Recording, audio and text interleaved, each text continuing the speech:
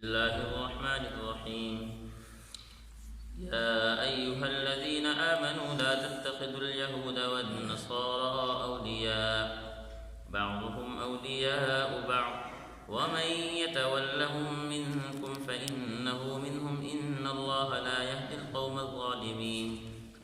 فترى الذين في قلوبهم مرض يسارعون فيهم يقولون نخشى أن تصيبنا دائرة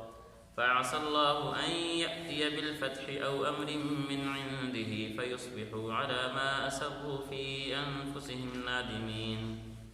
ترجمہ: اے ایمان والو، یہودیوں اور نصرانیوں کو یار و مددگار نہ بناؤ، یہ خود ہی ایک دوسرے کے یار و مددگار ہیں۔ تم میں سے جو شخص ان کی دوستی کا دم بھرے گا تو پھر وہ انہی میں سے ہوگا۔ یقیناً اللہ ظالم لوگوں کو ہدایت نہیں دیتا۔ چنانچہ جن لوگوں کے دلوں میں نفاق کا روگ ہے، تم انہیں دیکھتے ہو کہ وہ لپک لپک کر ان میں گھستے ہیں، کہتے ہیں کہ ہمیں ڈر ہے ہم پر کوئی مصیبت کا چکر آ پڑے گا، لیکن کچھ بعید نہیں کہ اللہ مسلمانوں کو فتح عطا فرمائے یا اپنی طرف سے کوئی اور بات ظاہر کر دے، اور اس وقت یہ لوگ اس بات پر پچھتائیں گے جو انہوں نے اپنے دلوں میں چھپا رکھی تھی۔ پچھلی آیات میں اللہ رب العزت نے تورات اور انجیل کا دور ذکر کیا تھا۔ اس آیت میں اللہ رب العزت نے معاشرے کی بہتری کا ایک بہترین اصول بیان کیا ہے۔ وہ اصول یہ اللہ نے فرمایا، مسلمانوں کو حکم دیا کہ اپنے علاوہ دوسروں کو اپنا دوست مت بناؤ، یہود و نصارہ کے ساتھ دوستی مت کرو، جس کو ترک موالات کہا جاتا ہے۔ ایک ہے انصاف، عدل و انصاف، معاملات، لین دین، کاروباری مسائل، وہ اور چیز ہے، اس سے شریعت نہیں منع کرتی۔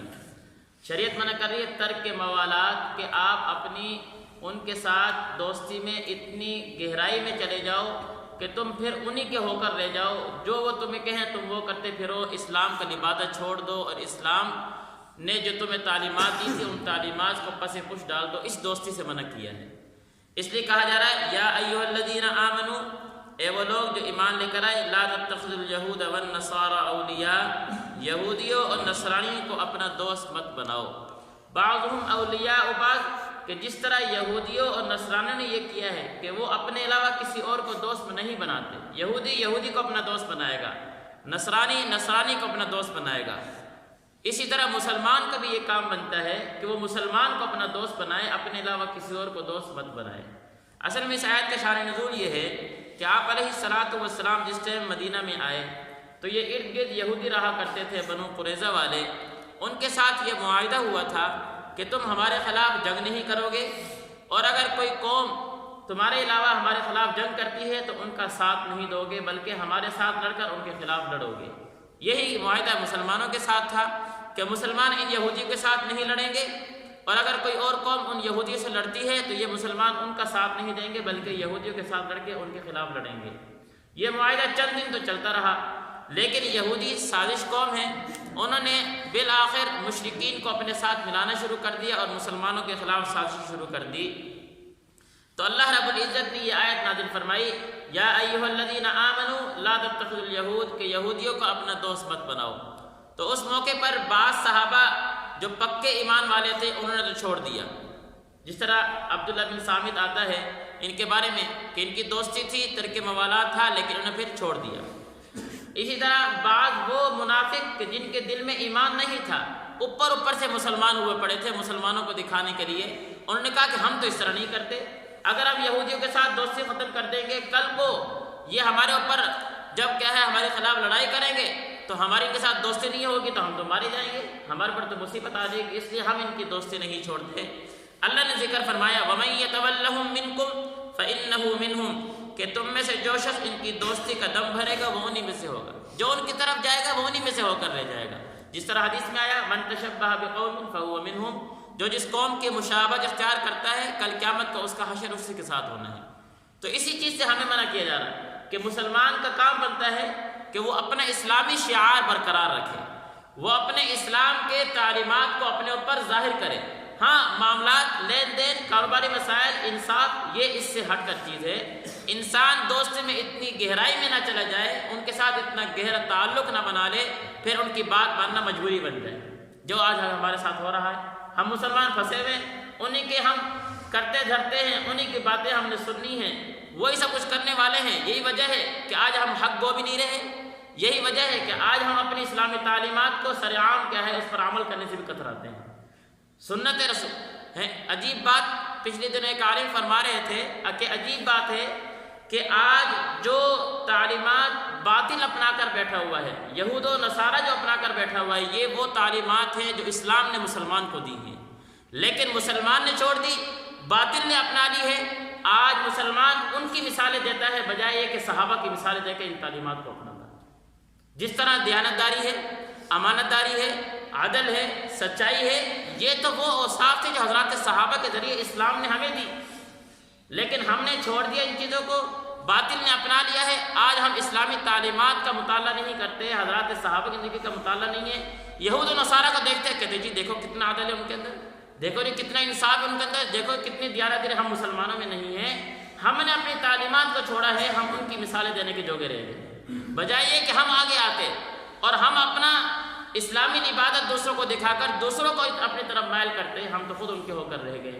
وجہ کیا بنی ہے کہ ہم نے ان کے ساتھ دوستی بنا لی ہے، کہ ایسی گہری دوستی بنائی کہ ہم اپنا اسلامی عبادت اوڑھنے سے بھی کتراتے ہیں اور انہی کو ہو کر رہ گئے۔ اور اسی سے منع کیا جا رہا ہے کہ اے مسلمان، یہود و نصارہ سے اتنی گہری دوستی نہ کرو کہ اسلامی شعار کو بھی بھول جاؤ۔